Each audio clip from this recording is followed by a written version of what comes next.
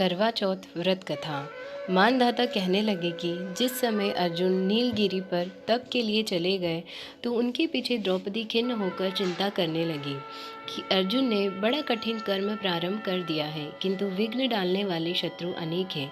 इस प्रकार चिंता करके श्री कृष्ण से सब विघ्नों का नाश करने का उपाय पूछने लगी। द्रौपदी ने कहा, हे सर्व जगत के नाथ, आप मुझे ऐसा व्रत बताने की कृपा करें जिसके करने से सभी विघ्न दूर हो जाएं। श्री कृष्ण ने कहा, हे महाबाहो, श्री पार्वती जी ने भगवान शंकर जी से यही प्रश्न किया था। तब भी शंकर जी ने पार्वती जी से जो कहा था, हे वराराहे, वही करके चतुर्थी नाम का व्रत मैं तुमसे कहता हूँ। तुम ध्यान पूर्वक सुनो। यह सब प्रकार के विघ्नों का नाश करने वाला है। श्री पार्वती जी ने कहा कि भगवान, वह करक चतुर्थी का व्रत कैसे किया जाता है तथा उसका विधान क्या है? पहले भी व्रत को किसी ने किया है? शंकर जी बोले, पार्वती, अनेक प्रकार के रत्नों से शोभायमान, चांदी और सोने के भवनों से भरे, विद्वान पुरुषों से सुशोभित, लोगों को वश में करने वाली दिव्य स्त्रियों से शोभायमान, जहाँ पर सदैव ही वैद ध्वनि होती है, ऐसे स्वर्ग से भी मनोहर परम रमणीक शुक्रप्रस्थपुर में एक वेद शर्मा नामक ज्ञानी ब्राह्मण रहता था। उसकी पत्नी का नाम लीलावती था। उसके महापराक्रमी 7 पुत्र और संपूर्ण लक्षणों से युक्त वीरवती नाम की एक कन्या उत्पन्न हुई।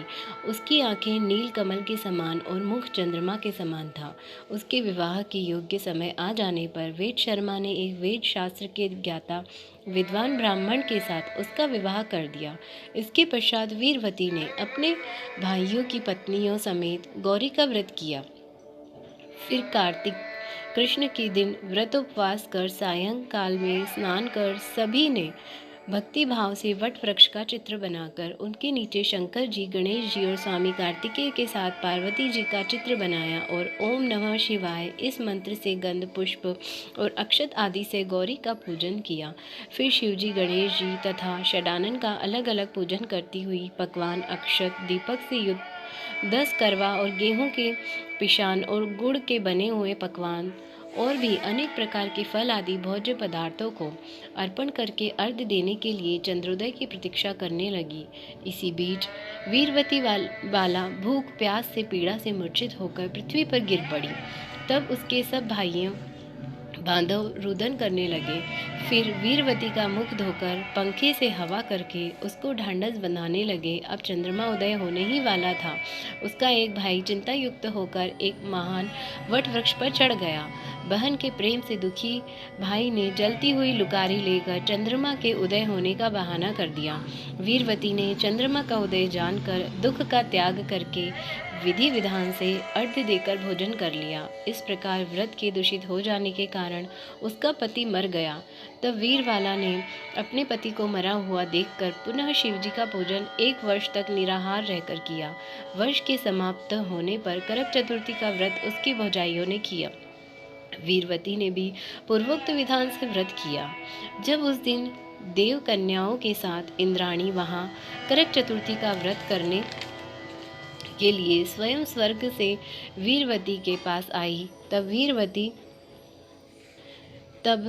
वीरवती ने इंद्राणी से सब बातें पूछी। वीरवती ने कहा कि मैं करक चतुर्थी का व्रत करके अपने पति के घर आई तो मेरे पति मृत्यु को प्राप्त हो चुके थे। मैं नहीं जानती थी कि किस पाप के कर्म से मुझको यह फल मिला है। हे मातेश्वरी, हमारे भाग्य से आप यहाँ आ गई हैं, सो मेरे पति को जीवित करके मुझ पर कृपा कीजिए। इंद्राणी ने कहा कि शुभे, गत वर्ष जो तुमने अपने पति के घर में करक चतुर्थी का व्रत किया था तो बिना चंद्रमा के उदय हुए ही तुमने अर्घ्य दे दिया था।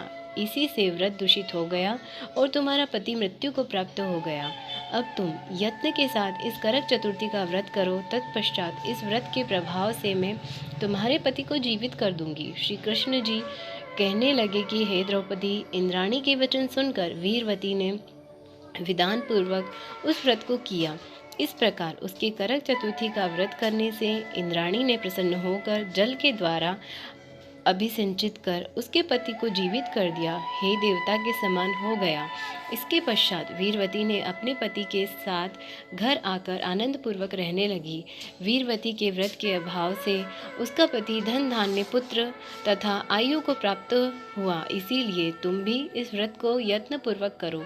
सूत जी कहने लगे कि हे ऋषियों, इस प्रकार श्री कृष्ण के वचनों को सुनकर द्रौपदी ने इस करवा चौथ व्रत को किया, जिसके प्रभाव से संग्राम में कौरवों पर विजय प्राप्त करके अतुलनीय राज्य को प्राप्त किया, जिससे उनका सब दुख जाता रहा।